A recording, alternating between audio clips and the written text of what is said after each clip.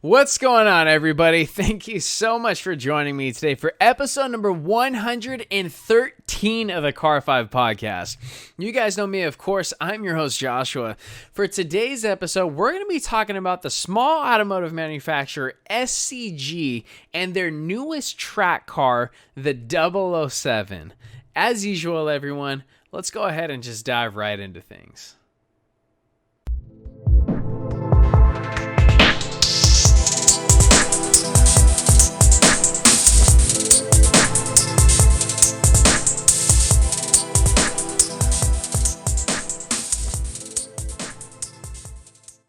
All right, everybody. I hope I'm saying this name properly. I can never say it correctly.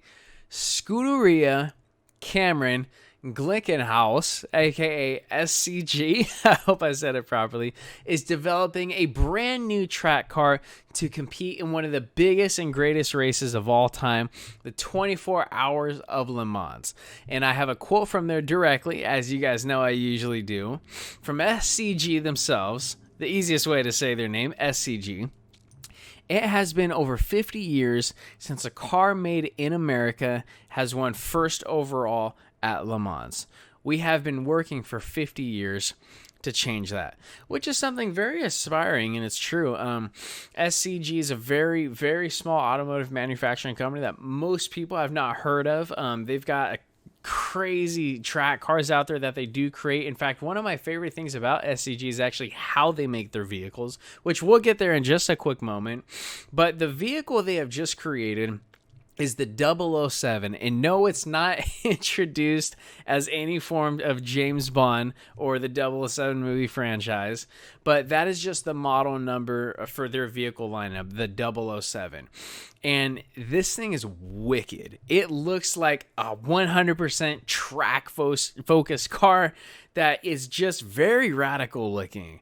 It looks like it literally belongs in a wind tunnel.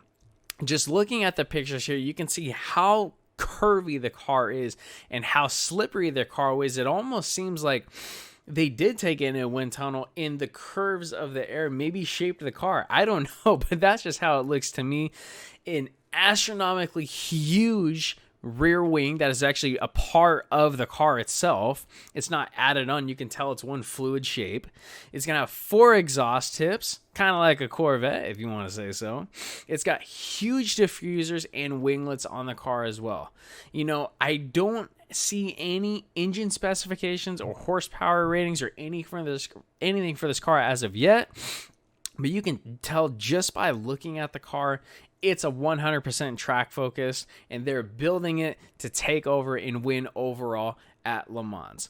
Now, getting to what I was saying about SCG earlier, just to throw this in really quick, is actually how they make their vehicles. Now, here's what this means specifically. When SCG does make a vehicle, they make multiple variants of it. So we'll take their newest model, the 007, as a perfect example. They're going to have a factory LMP1 race car. And this 007 LMP1 race car is strictly made for racing at Le Mans. That's one variant of the 007. The second variant of the 007 is a customer-focused track version, maybe a little bit lighter version of the actual race car, but it is a customer track-focused version for anybody that wants to purchase an SCG Double Seven, and they will take it to the track. The third version that SCG will make for any of their vehicles, again, this 007 as an example, is a street legal road version of the car. So that way, if you wanted to just take it and whip around some corners on a street that you near live in, not recommending that, or you just want to have it as a driver to have fun with, you can totally do that as well.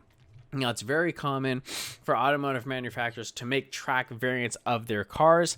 SCG does the same thing. They have a strictly track race car.